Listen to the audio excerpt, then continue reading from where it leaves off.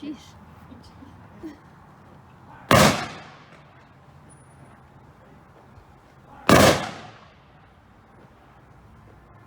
Please rise.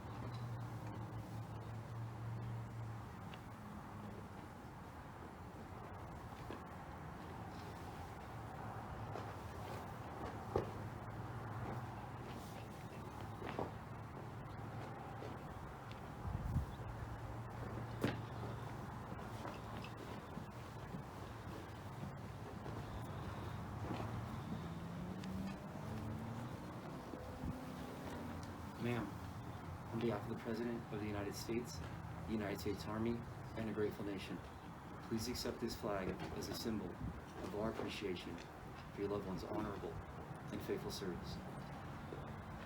Thank you so much. Thank you. Thank you.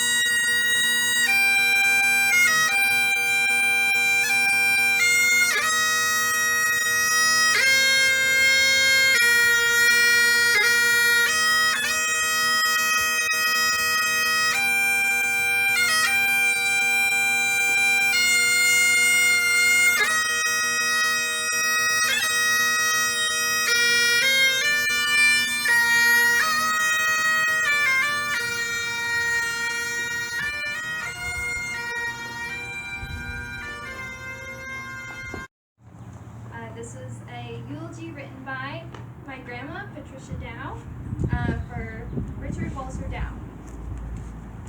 How does one start to remember someone that was such a fine human being? Richard, Dick, will be remembered by many as Sarge or Top, signifying his long Army career. Shortly after graduating from high school in 1957, exclamation point, he joined the Army instead of going on to college. This was totally against his parents' wishes, but he knew where he was needed and decided that the U.S. Army was the best place for him. Apparently, he was right about that. He rose to the rank of first sergeant and refused the next promotion. His commanding officer wanted him to go to officers training. Nope, he didn't want to get stuck behind a desk or worse, be an officer. Ugh. He was a combat guy and leader of men. His greatest memory of Vietnam combat was that none of his men got killed under his leadership. He was quite an accomplished man, to say the least. Naturally, some of the guys were wounded, but were able to recover. Dick received 2 Purple Hearts himself. His soldiers always wanted to go back to duty under 24, Dick's call name. Even the fellas he chewed out and gave hard duty. They knew their chances of survival depended on Dick's leadership. He was very strict and disciplined fairly. One of his stories was a little humorous. When in the field, a soldier was never to be asleep on guard. He lectured all of them about that, and they were not allowed to ever take drugs while on duty. He told them, "If I ever catch you asleep on guard or under the influence of anything illegal, I will kill you." To emphasize that point, he took out his .45 caliber and chambered around. Click, click. Ooh, that got everyone's attention. Only once he caught a soldier asleep, came up to him quietly, cocked his pistol right to the guy's ear. "Don't kill me, 24, don't kill me, please." Dick grabbed him off the truck and threw him to the ground. Let him think about it a little while and then let him go change his shorts. Lesson learned. That young man became one of his most trusted recruits after that. He had two tours in Vietnam, was at the DMZ in Korea, and stationed in Germany. He learned to hate cold weather more than anything by trying to keep warm in the snow at the Berlin Wall before it fell. His CAV group was stationed at the border and could see the Russians across the field watching them too.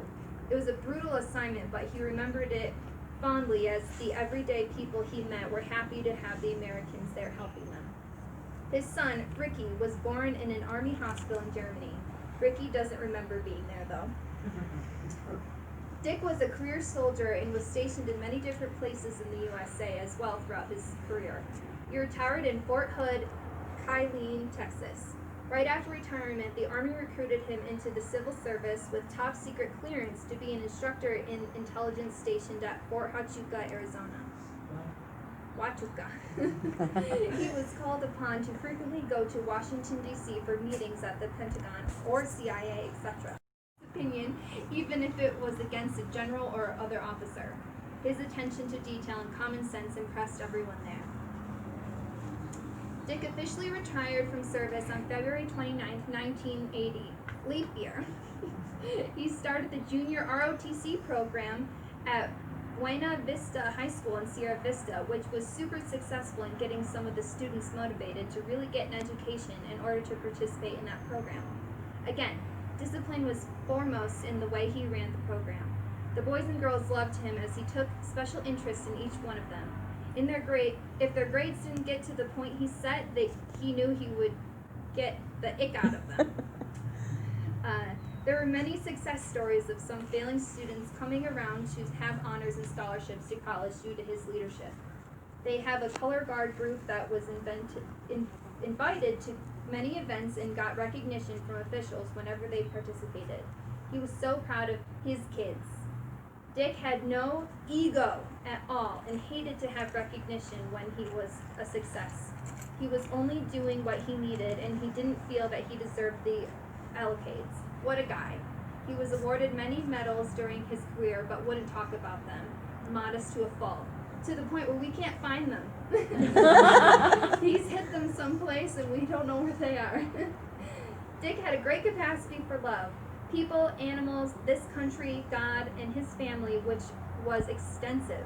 He had 2 natural sons, many unofficial adopted boys and girls, was married 4 times, divorced twice amicably. 1 wife died from a heart attack, and 1 died from multiple health problems. I had the honor of being his last wife.